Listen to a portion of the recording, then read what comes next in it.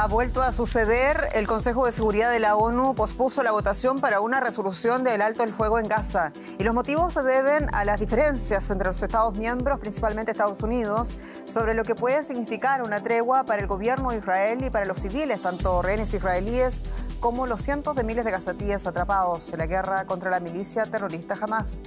Soy Jenny Pérez, aquí en Berlín. Destacamos. El líder de Hamas negocia con sus aliados de Qatar sobre un posible cese de los combates en la Franja de Gaza. El primer ministro de Israel ha descartado de momento un alto el fuego sin la rendición de Hamas y la entrega de los rehenes. La Unión Europea da un golpe de efecto y cierra el pacto migratorio tras años de casi imposible negociación. Y lo hace con un endurecimiento de los requisitos de acogida de asilantes. Vamos en breve por más detalles hasta Bruselas. Y Alex Saab ya está en Venezuela. El considerado testaferro de Nicolás Maduro fue intercambiado por 10 ciudadanos estadounidenses presos en cárceles venezolanas. Saab estaba detenido en Miami desde junio del año 2020.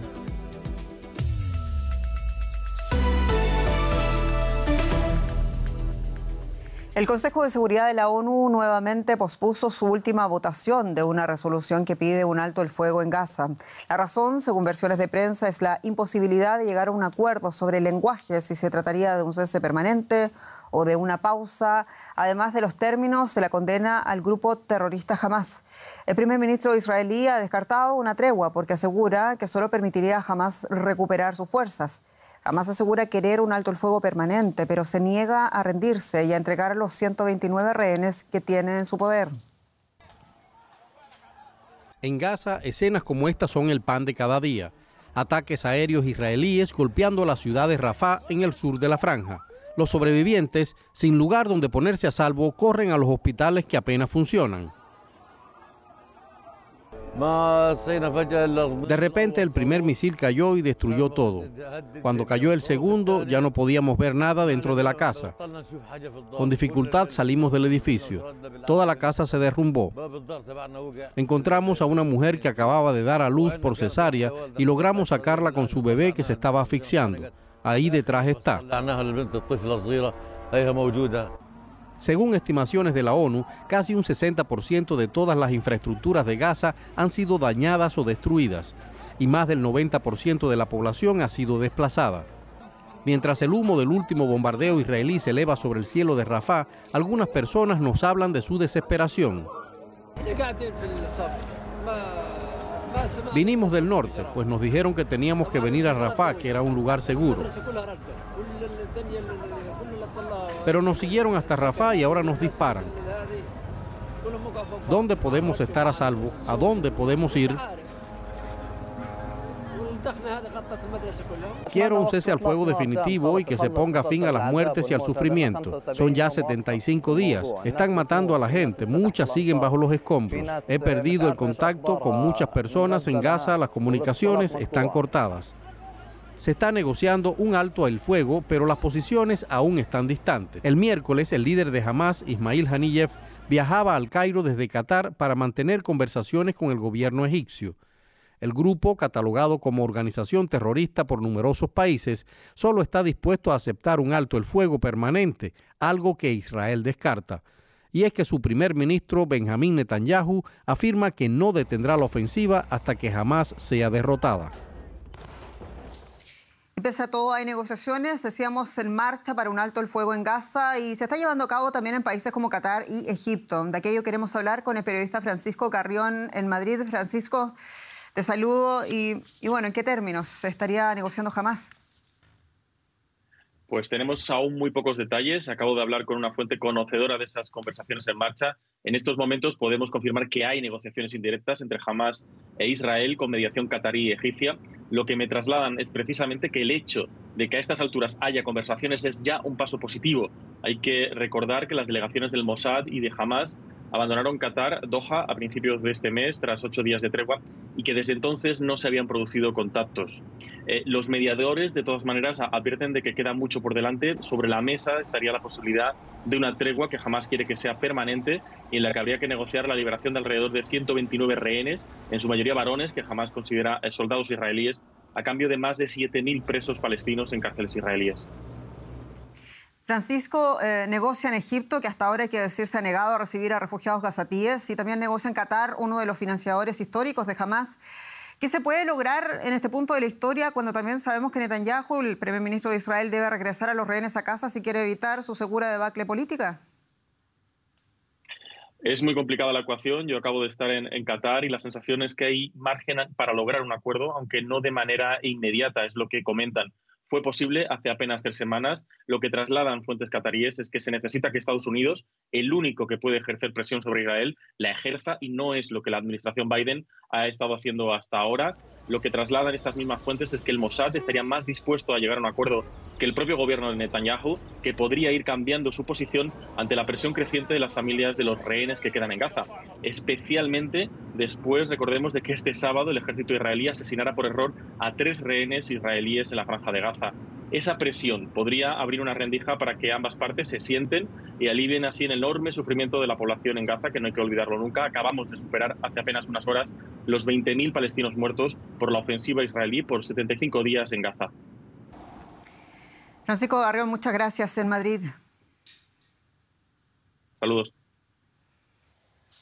Y en otro tema de este día, tras años de negociaciones y una larga noche, los eurodiputados y también los representantes de los Estados miembros de la Unión Europea lograron acordar una amplia reforma del sistema migratorio. Y el objetivo es que el acuerdo se apruebe definitivamente antes de las elecciones europeas de junio del próximo año.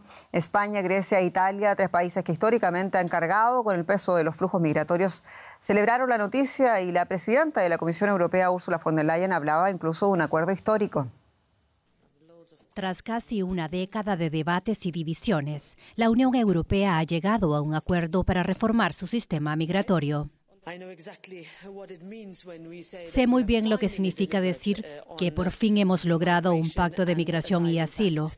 Posiblemente sea el acuerdo legislativo más importante en este mandato. La reforma incluye procedimientos más acelerados para resolver la situación de inmigrantes irregulares, nuevos centros de detención fronterizos y deportaciones más rápidas de quienes no tengan derecho a asilo. El bloque también prevé una distribución más equitativa de los solicitantes de asilo entre los Estados miembros, así como los mecanismos de solidaridad para que los países que se nieguen a acogerlos contribuyan económicamente. Para Katarina Woolard, experta en política migratoria, esta no es una buena noticia para Europa.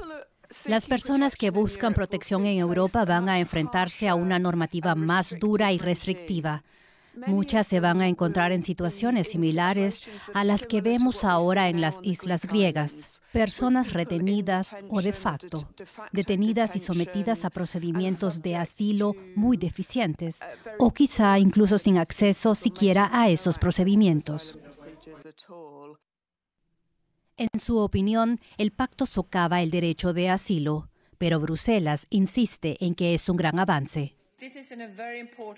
Es una respuesta muy importante para los ciudadanos de la Unión Europea que llevan tiempo esperando una solución.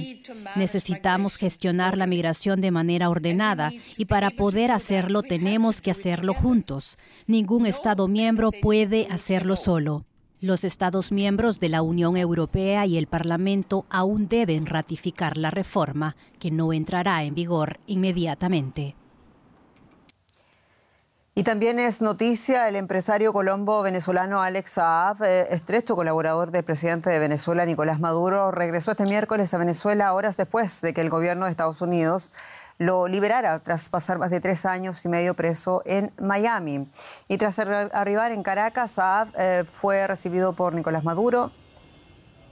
El presunto testaferro del presidente venezolano fue arrestado en 2020 acusado por Washington de conspiración para lavar dinero. El acuerdo con la administración de Joe Biden implicó la liberación, el canje, con cerca de 30 de personas consideradas presos políticos, entre ellas 10 estadounidenses. Vamos a escuchar la confirmación del presidente de Estados Unidos. Hoy han sido liberados 10 estadounidenses de una prisión de Venezuela. Están en un avión de camino a Estados Unidos. Hemos asegurado la excarcelación de todos los estadounidenses detenidos en Venezuela. Nuestra máxima prioridad es la liberación de los estadounidenses detenidos o de aquellos que han sido secuestrados. Además de eso, Venezuela mantiene su compromiso de celebrar unas elecciones libres, aunque no hemos llegado a ese punto. Han hecho varias promesas, veremos si las cumplen. Estaremos atentos a lo que ocurre. Bueno, el propio Nicolás Maduro daba la bienvenida a Saab en una recepción oficial televisada en Venezuela, y de aquello queremos hablar con Elizabeth Hostos, periodista en Caracas. Elizabeth, ¿cómo ha caído esta noticia ya en la capital de Venezuela y qué más se sabe de quienes fueron liberados a cambio? Gracias, Jenny. Gusto saludarte. En realidad no hubo mucha sorpresa en Venezuela por esta noticia, porque ya se venía rumorando que las negociaciones avanzaban entre el régimen de Maduro y el gobierno de Joe Biden. Así que no hubo mayor sorpresa. No obstante, sabemos que además de los 36 ciudadanos venezolanos liberados, dirigentes sindicales, defensores de derechos humanos y dirigentes políticos, además de los 10 estadounidenses, hay una duda. Todavía en Venezuela hay 256 presos políticos según organizaciones de derechos humanos.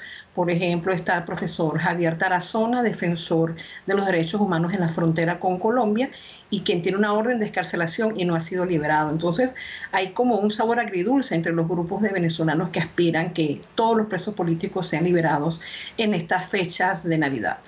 Mientras tanto, esperamos pues las celebraciones del gobierno de Maduro, como saben, en el Palacio de Miraflores. Claro, ya lo están celebrando como un triunfo. A todo esto, la gran pregunta es: ¿qué recibió el régimen de Maduro a cambio?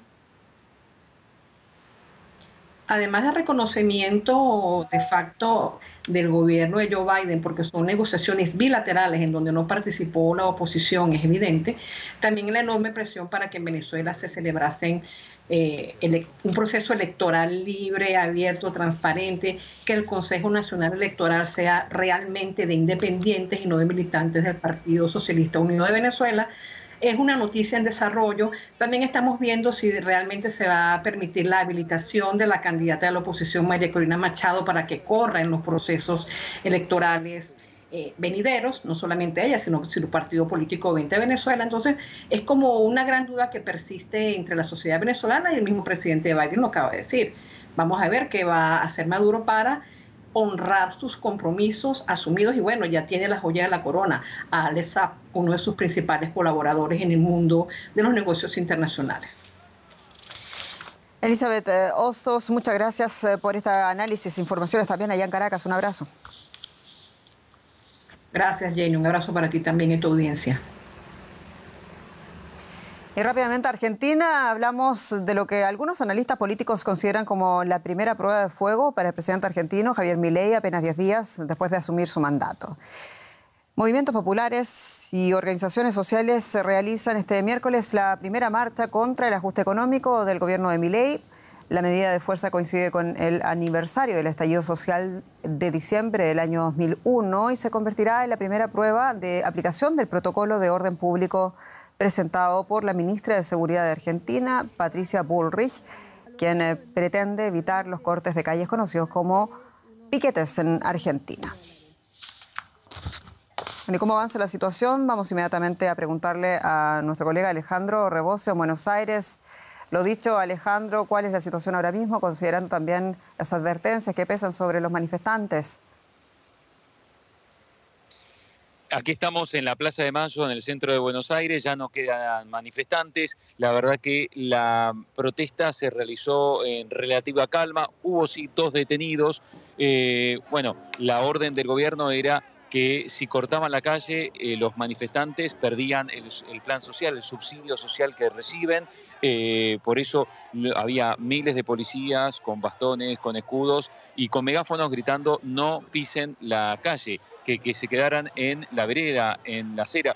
y bueno, eso lo respetaron hasta cierto punto. En un momento llegó la columna principal del Polo Obrero, una de las organizaciones que organizaron esta manifestación, y ahí sí invadieron la calle, la avenida Diagonal Sur y Diagonal Norte, que llegan hasta acá, hasta la Plaza de Mayo, y bueno, y ahora cuando se retiraron también se fueron caminando por la Avenida de Mayo. O sea, finalmente los manifestantes pisaron la calle, que era lo que quería prohibir el gobierno de Milei.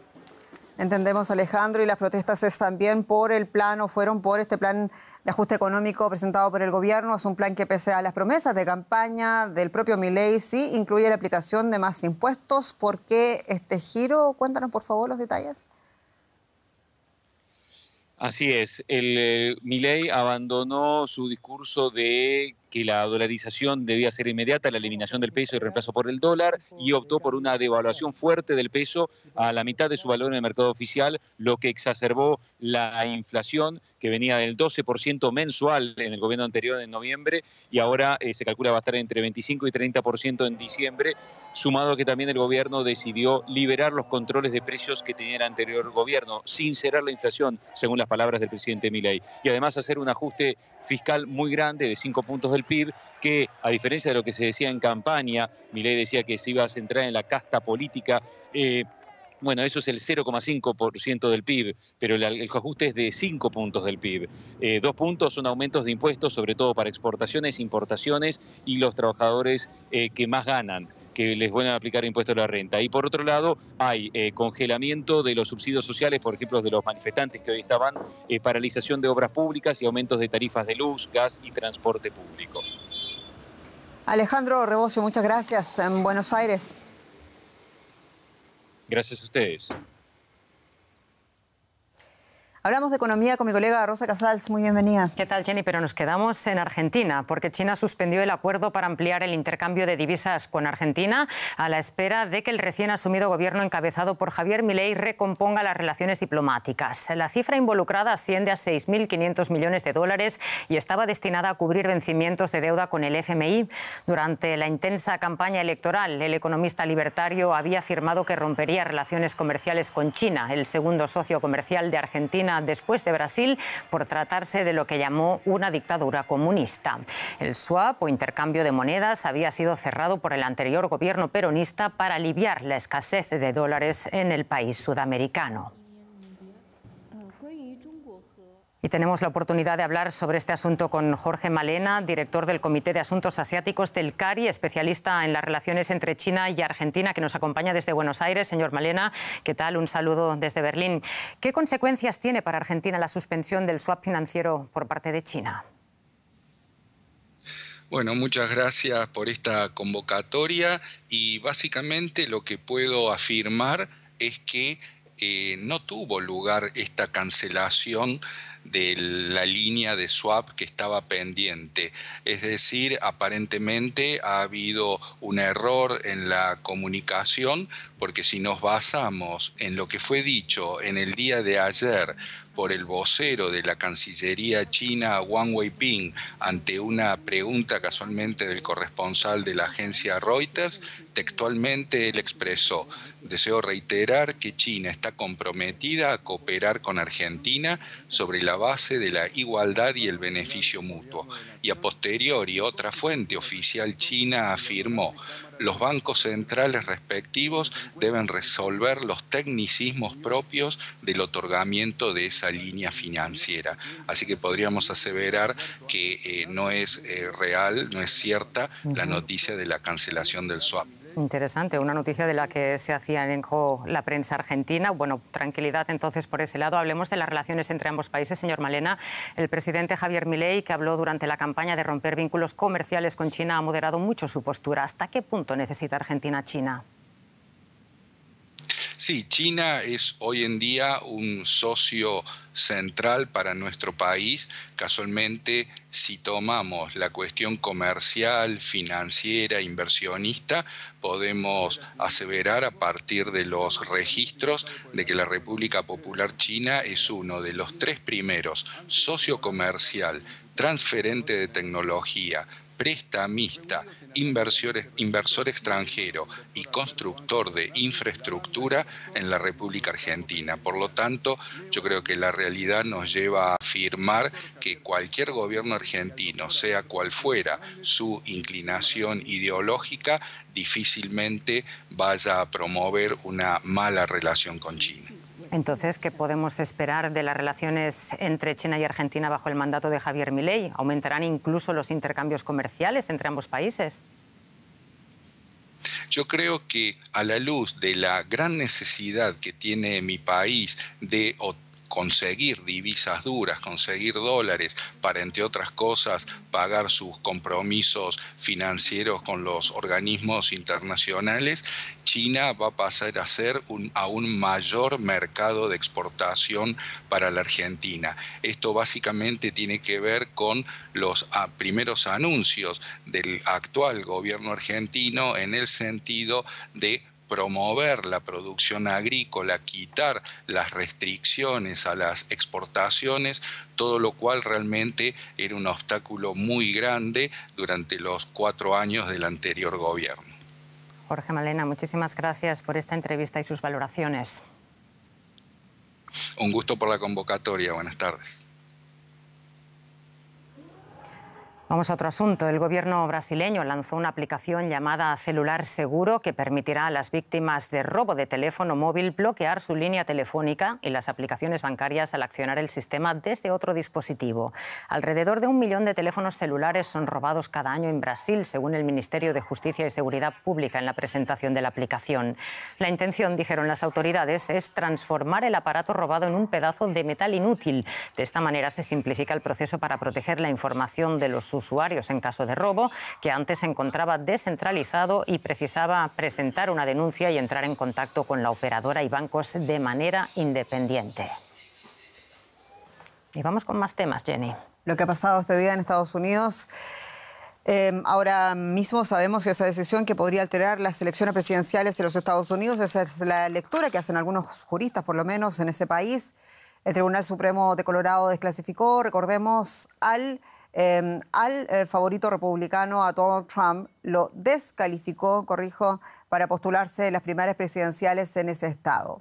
En un fallo sin precedentes en la historia del país, los magistrados apelaron a una enmienda de la Constitución que prohíbe a personas que han participado en una insurrección ocupar un cargo de elección popular. El tribunal dictaminó que Trump incitó a sus partidarios a asaltar el Capitolio en enero del año 2021. Trump asegura que va a apelar a la decisión ante la Corte Suprema de Estados Unidos en Washington.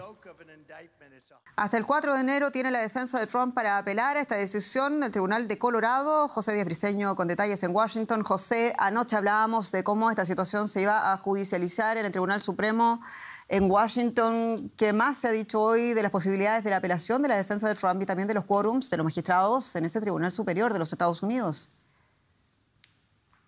Como sabemos, en estos momentos los conservadores tienen la mayoría dentro del quórum de la Suprema Corte de Justicia en Estados Unidos, 6 magistrados contra 3 liberales y específicamente aquellos proponentes de la demanda para que Trump no pueda participar en las elecciones aseguran que citaron específicamente la doctrina jurídica de Neil Gorsuch, uno de los miembros del alto tribunal, un miembro conservador, intentando que sea movido hacia el ala liberal junto al propio presidente del Supremo, John Roberts, quien es considerado un institucionalista.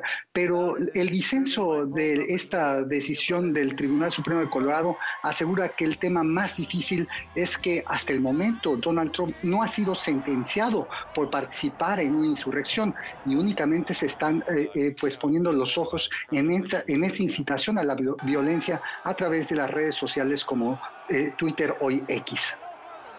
José, y la pregunta del millón, y aunque no llegara a prosperar a nivel federal, ¿esta situación podría este veredicto estatal de Colorado servir de precedente para iniciativas similares en otros estados incluso más poderosos electoralmente en los Estados Unidos? Sin duda, porque ya existen otras apelaciones impugnaciones a que Trump aparezca en la boleta de las primarias que inician en enero del próximo año. Hay que decir que esta fecha fatal del 4 de enero es realmente importante, pues la Suprema Corte de Justicia, si decide intervenir en el caso, lo tiene que hacer antes de esa fecha. De lo contrario, Trump estaría en la boleta en Colorado.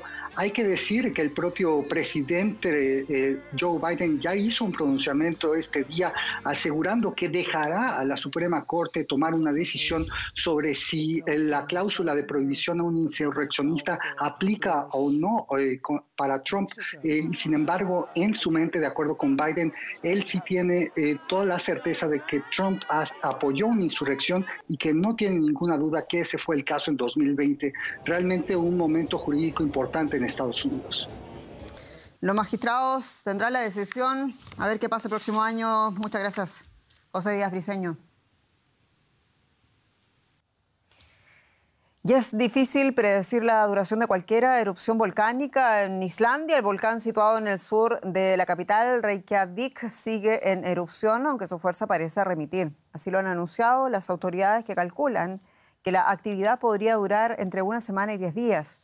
Este último reporta alivia a los miles de habitantes de Grindavik, poblado que fue obligado a evacuar. El espectáculo es impresionante. El volcán de la península de Reykjanes entró en erupción el lunes. Y aunque la situación se ha estabilizado, sigue siendo potencialmente peligrosa. Según los científicos, pueden pasar días, semanas o incluso meses hasta que se detenga. La erupción va remitiendo poco a poco, pero podría durar mucho o poco, nadie lo sabe. Ha llegado justo a tiempo para Navidad. Esperemos que siga así o que pare, porque podría afectar algunas infraestructuras. Ojalá no sea el caso. Los casi 4.000 residentes evacuados en noviembre en la ciudad de Grindavik comparten las mismas esperanzas. Contemplan fascinados el increíble espectáculo de la naturaleza. Es increíble. Hemos podido estar muy cerca del volcán, detrás en la montaña de Sillingarfell. Acercamos el dron literalmente a 10 metros de distancia. Ha sido increíble. El volcán no supone por ahora ningún peligro inmediato para la población, pero todo podría cambiar si la erupción continúa durante más tiempo. Afectaría la calidad del aire y los gases podrían llegar a la capital islandesa, Reykjavik. La lava se desplaza hacia el norte, lejos de las zonas residenciales, pero la naturaleza es un enigma y los islandeses saben que deben estar preparados. Así nos despedimos. Muchas gracias por su sintonía y hasta pronto.